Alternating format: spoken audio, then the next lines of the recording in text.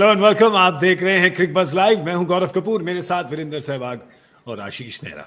भारत को पहले बल्लेबाजी करने के लिए भेजा पाकिस्तान के कप्तान बाबर आजम ने, और शुरुआत में मामला थोड़ा डामाडोल लग रहा था भारत के लिए, पर उसके बाद जो कप्तान है विराट कोहली, उन्होंने लगाम संभाली इस पारी की और इंडिया पहुंच गई है। लगा नहीं कि 150 के पास पहुंचेगी, पर 151 तक पहुंच गया है स्कोर। विकेटें गिरी 7 इस 20 ओवर में। कप्तान विराट कोहली का शानदार अर्धशतक और ऋषभ पंत ने भी करी धुआंधार बल्लेबाजी। इन दोनों की साझेदारी ने भारत को संभाला जब 6 पर 2 विकेट गिर गए थे और 31 पे 3 पावर प्ले के अंदर। वीरू, पावर प्ले के अंदर जब 31 पे 3 हो गया था, तब तो लगा था कि शायद भारत में टीवी टूट रहे होंगे। नहीं, टीवी तो हार जीत के बाद ही टूटते हैं, क्योंकि वो देखना पड़ता है ना टीवी तोड़ने के लिए कि जीता हारा कौन है, उसके बाद टूटते हैं। मेरे ख्याल से मतलब हमारी भी धड़कनें थोड़ी बढ़ गई होंगी कि यार अब शायद इंडिया शायद 120-25 पे ना ऑल आउट हो जाए, या 120-25 ही ना बना। बट बहुत बढ़िया टोटल बना है, मुझे लग रहा है कि फाइटिंग टोटल है।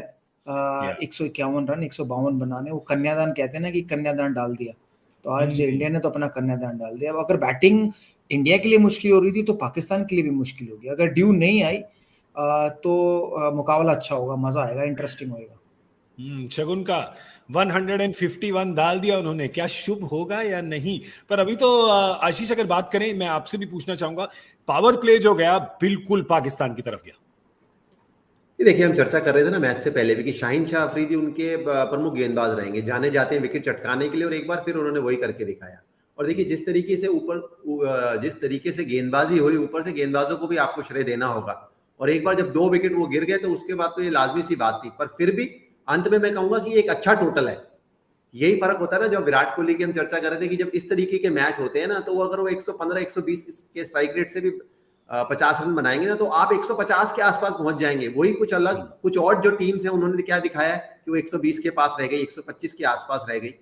तो क्रेडिट टू पाकिस्तान, जिस तरीके से उन्होंने रोका भारतीय टीम को। क्योंकि ये पिच जो है ना, गेंद जैसा भी वीरू ने ड्यू की बात करी, ओस की बात करी, थोड़ा दिख रहा है ओस आते हुए। कुछ खिलाड़ियों ने भी डाइव मारी, बिल्कुल फिसल रहे थे, जो हम बात देखते हैं या क्रिकेट की भाषा में कहते हैं कि भाई गेंद साबुन तो नहीं हुई, गेंद पर निकल रही है हाथ से। पर आउटफील्ड वाटर पार्क बन चुका है। अभी उतना वाटर पार्क नहीं, पर हाँ ओस आ गई है। जो अब एक चर्चा करें, शाहीन शाह अफरीदी ने अगर ऊपर से विकेट नहीं ली और ओस नहीं आई, तो फिर ये 150 भी माउंटेन हो जाएगा। पर वो दोनों चीजें मैं कहूंगा अभी पाकिस्तान के फेवर में गई है।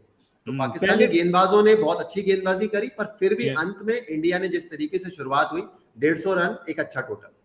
बिल्कुल। और वीरू, पहले तो हम साष्टांग प्रणाम करना चाहेंगे गुरुदेव आशीष नेहरा जी का, जिन्होंने भविष्य देखा और कहा कि player to watch out for होंगे विराट कोहली। और मैंने सोचा पता नहीं क्या कर दिया मैंने, क्योंकि प्रेडिक्शन तो सही नहीं हुई। प्रेडिक्शन सबसे पास इन्हीं की थी, राइट? सबसे पास थी। लेकिन मतलब हम लोग 10 का नंबर देते हैं ना कि 165 162 बोले तो उतना 10 कम में भी मान लेते, बट यार वो भी कुछ से रह गई, तो हमारे दिन ही खराब चल रहे हैं। इसलिए ये कोई ना बोलना कि किसको सपोर्ट कर रहे हैं। हाँ, कोई ना बोलना, ये भी ना बोलना। मैं ये भी सवाल नहीं पूछूंगा आप लोगों से कि एडवांटेज किसके हित में है। हाँ, ये भी बिल्कुल नहीं पूछूंगा। सिर्फ अपने दिल में रखो। जैसे दिल से बाहर निकली पता चला उल्टा हो गया।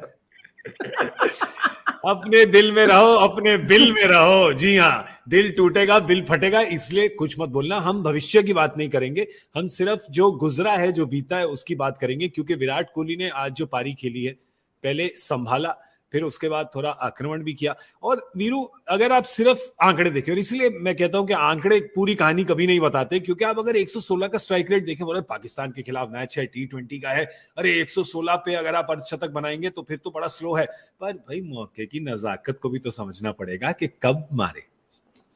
देखिए, स्ट्राइक रेट मैटर करता है। जब आप 170 80 200 तो बनाते हो, तब आप अगर वो विराट कोहली की आंकड़े दिखाते हैं ना, तब कहते हैं कि यार सबने मारे हैं, सबने रन बनाए, विराट कोहली का स्ट्राइक रेट नीचे रह गया। बट इस मुकाबले में स्ट्राइक रेट तो मैटर ही नहीं कर रहा था, क्योंकि अगर विराट कोहली आउट हो जाते तो भारत शायद आज 20 ओवर भी ना खेल पाता। ये भी स्थिति हो सकती थी। तो इसलिए आज की इनिंग शायद कोहली की सबसे बढ़िया इनिंग होगी, क्योंकि सेट होने के बाद उन्होंने एक हसन अली को कवर्स के ऊपर बैकफुट से जो चौका लगाया ना, कमाल का, मजा आ गया देखकर। अगर रह जाते और 7-8 गेंद ही बची थी, अगर वो भी रह जाते तो शायद 160 165 तक ले जाते इस भारतीय टीम को। बट ये भी मैं कहूंगा कि अच्छा स्कोर है, फाइटिंग टोटल है। ऐसा नहीं लगेगा कि वन साइड मुकाबला हो गया है। वो है कि पाकिस्तान और इंडिया का मैच मजा तभी आता है जब वो आखिर तक जाता है, आखिरी ओवर तक। वो चैंपियंस ट्रॉफी वाला ना हो कि वन साइडेड हो जाए। हाँ, ये तो लग नहीं रहा, क्योंकि टोटल ऐसा बन गया है कि लग रहा है कि मतलब आप कॉल नहीं कर सकते कि इस तरफ है कि उस तरफ। फाइटिंग टोटल है, मजा आएगा इस मैच में। विराट कोहली कैसे गए अपनी पारी पे, देखिए बहुत ही जल्दी आ गए थे। जब वो आए तो स्कोर सिर्फ 1 पे था, पहले ओवर में ही आ गए, क्योंकि शाहिन शाह अफरीदी ने वही किया। हम कह रहे थे कि 61 इनिंग्स हैं, उसमें 20 बारी आउट कर चुके हैं ये पहले ओवर में, अपने पहले ओवर में। और आज भी शाहिन अफरीदी ने आउट किया। ये देखिए कैसे गए, बिल्ड किया, कंसोलिडेट किया, फिर थोड़े स्लो हुए बीच में, फिर आगे बिल्ड किया। पर ये तो उनको करना ही था। पर एक मैं उस गेंद पे आऊं जरा आशीष, जिस गेंद की वजह से ये अंदर आए बल्लेबाजी करने, जो बॉल शाहिन अफरीदी ने रोहित शर्मा को डाली, बाय गॉड की कसम कोई बल्लेबाज नहीं खेल सकता था उसको। देखिए, जब भी वहां गेंद गिरती है, कि आप ये वीरू भी आपको बेहतर बता पाएंगे कि लेफ्ट आर्म फास्ट बॉलर का गेंद जब भी, केएल राहुल की भी आप बात कर लीजिए, हमने मोहम्मद आमिर की चर्चा करी थी, जब भी राइट हैंडर को एक अच्छा गेंद वो 140-42 के गति पे आएगा, और खासतौर पर नई गेंद के साथ शुरुआत में, तो ज्यादातर बल्लेबाजों को दिक्कतें रही हैं, उसमें कोई डाउट नहीं है। और शाहिन शाह अफरीदी, जिनकी हम लगातार बार बार चर्चा की विकेट टेकर है, उन्होंने वो एक बार फिर करके दिखाया। देखिए, ऊपर से आउट करने के बाद भी 150 तक भारत पहुंच गया। ये अगर ऊपर से आउट नहीं होते, जिस तरीके से बाद में खेल चल रहा था, तो आपको यहाँ पे 165-170 भी दिख जाते बड़े ग्राउंड में भी, क्योंकि भारतीय टीम की बल्लेबाजी इस तरीके की, और खासतौर पर जब विराट कोहली बीच में खड़े हो। तो इसलिए मैंने कहा ना कि क्रेडिट टू पाकिस्तान, कि पाकिस्तान ने बहुत बढ़िया गेंदबाजी करी और बिल्कुल बांध के रखा भारतीय बल्लेबाजों को, लगातार विकेट झटकते रहे। अभी तो आप ये देख लिए, मोहम्मद हफीज और इमाद वसीम, उन्होंने भी चारों ओवर जो 2-2 ओवर किए ना, कमाल की करी है गेंदबाजी। बिल्कुल, मैं तो कहूंगा कि एक ओवर शायद जिस तरीके से ऋषभ पंत उस समय वहां खेल रहे थे बीच में, कि मोहम्मद हफीज से एक ओवर और करा सकते थे, तो ये क्या दर्शाता है कि आपकी गेंदबाजी पूरी है। और इसमें आप एक मोहम्मद हफीज को आप तो प्योर पहले बैट्समैन है, फिर गेंदबाज है, जो बाकी 3 गेंदबाज भी है ना, हसन अली, शादाब खान और इमाद वसीम, वो तीनों ऑलराउंडर हैं। तो ये टीम की जो बनावट है पाकिस्तान की, ये T20 के लिए बिल्कुल परफेक्ट टीम है। नहीं, हसन अली का भी हम देख रहे थे, और मैं और वीरू चर्चा कर रहे थे आशु, जिससे पहले आप आए, कि हसन अली ने 3 ओवर में 31 रन दिए थे, फिर भी उन्होंने उनको एक चौथा ओवर दिया। वीरू ने कहा क्योंकि उस वक्त वो स्पिनर को नहीं ला सकते थे, पर वो भी महंगा ओवर लेट हो गया था। देखिए, तब तक बहुत लेट हो गया था कि जब वो ऋषभ पंत और विराट कोहली खेल रहे थे, उसी समय आप करा सकते थे मोहम्मद हफीज को एक ओवर और, क्योंकि अगर वो मैचअप में भी आप जाना चाहते हैं, तो उस समय विराट कोहली का 3 विकेट गिरने के बाद ना, कि वो मोहम्मद हफीज के पीछे जाए, बड़े स्ट्रोक लगाने, चांस कम बनता है। इसीलिए T20 में मैं हर बार कहता हूँ कि कप्तानी सबसे महत्वपूर्ण है। कप्तान का दिमाग एक अलग तरीके से चलना चाहिए, कि आप जी लेफ्ट स्पिनर नहीं लगा सकते। डेंजर मैन उस समय कौन है? ऋषभ पंत, वो खुला खेल रहे हैं। विराट कोहली को आपने देखा है, उनके ऊपर एक अलग दबाव रहता है, शीट एंकर रोल की जो आप बात करते हैं, सीनियर प्रो की जो आप बात करते हैं, वो इनिंग खेलेंगे। और खासतौर पर जब 3 विकेट गिर गए, तो वहां पर एक ओवर हफीज कर सकते थे, पर बाद में एक बार जब वो 14-15 ओवर निकल गया, उसके बाद आप उनको नहीं दे सकते थे गेंदबाजी। इसीलिए आपको हसन अली की तरफ ही जाना पड़ा उस समय। और हसन अली हमेशा विकेट लेते हैं अपने कप्तान के लिए। आज भी ली उन्होंने, 2 विकेट ली। उस लास्ट ओवर में भी एक विकेट भी चटकाई, पर 13 रन भी दिए उन्होंने। और कप्तानी की बात करें तो वीरू, काफी कप्तान है पाकिस्तान के पास फील्ड पे। नहीं, बिल्कुल। और मैं तो कहूंगा कि बाबर आजम ने बहुत बढ़िया कप्तानी की है, कि शाहीन अफरीदी का जिस तरीके से उन्होंने इस्तेमाल किया है, कि उनको पावर प्ले में 3 ओवर डलवाए। वो ढूंढ रहे थे कि विराट कोहली को भी अगर आउट कर जाए तो बहुत बढ़िया हो उनके लिए। अगर उस समय वो कर जाते तो वाकई में बढ़िया होता, तो भारत 151 तक पहुंचता नहीं फिर। तो नो डाउट कमाल के बॉलिंग चेंजेस किए हैं, कमाल का इस्तेमाल किया है अपने गेंदबाजों को। और हसन अली बाद में गेंदबाजी करते हैं रेगुलर, ऐसा नहीं है, ठीक है, मार पड़ जाती है, तो उनको विश्वास ज्यादा ये था कि भी भारतीय बल्लेबाज स्पेन के खिलाफ छक्के लगा सकते हैं, 20-22 रन का ओवर जा सकता है, जो शायद टर्निंग पॉइंट बन सकता है मैच का। तो इस वजह से हसन अली को कराया, बजाय कि किसी स्पिनर से कराने के। और आज बॉडी लैंग्वेज पाकिस्तान का बहुत गजब का दिखा ग्राउंड पर। मतलब कमाल की फील्डिंग थी, गेंदबाजी सही ठिकाने पे हो रही थी। बट 3 विकेट लेने के बावजूद भी मैं ये कहूंगा कि फिर भी पाकिस्तान ने ना थोड़े, वो आशीष नेहरा ने तो बात कही नहीं, मैं कह देता हूँ कि वो 10-15 रन थोड़े ज्यादा नहीं बनवा दिया। देखिए 10-15 या कम बनवा दी या कम। इसलिए जब हम इंडिया की बात कर रहे थे, मैंने कहा ना कि 3 आउट होने के बाद वो एक अच्छा टोटल है। बिल्कुल वही अगर आप पाकिस्तान के नजरिए से देखेंगे, तो अंत में मैं जरूर कहूंगा कि देखिए, पूरा शाहीन शाह अफरीदी का जो आप पूरा स्पेल देखेंगे, उसमें एक गेंद मुझे याद आती है, जो यॉर्कर डालने गए हार्दिक पांड्या को। कि गेंदबाज का कभी कभार दिमाग ऐसे चलता है ना कि क्लोज इन करके मैं निकल जाऊं, पर उस समय जैसा गेंद था कि थोड़ा सा, मैं ये नहीं कहूंगा बहुत गीला, भी दूसरी पारी में देखने वाला रहेगा, यॉर्कर डालना मुश्किल होता है, ये बड़ा ग्राउंड है, पूरे के पूरे ओवर में उन्होंने हार्दिक पांडे को परेशान करके रखा था। एक यॉर्कर भी बहुत अच्छा गया, पर बॉलर वो यॉर्कर की तरफ चला जाता है, वहां वो नॉर्मल टप्पा भी डालते या अपनी दूरी वाली डालते तो शायद एक बेहतर विकल्प होता। और ये तो देखिए, जब आप ड्रेसिंग रूम में जाते हैं तो फिर आप जाकर हमेशा, चाहे बल्लेबाज हो, गेंद में, कोई भी खिलाड़ी सोचता है अच्छा मैं ये बेहतर कर सकता था। और ओवरऑल मैं ये कहूंगा कि ये टोटल भारत ने अच्छा टोटल बनाया, जहां पर 3 विकेट गिरी थी।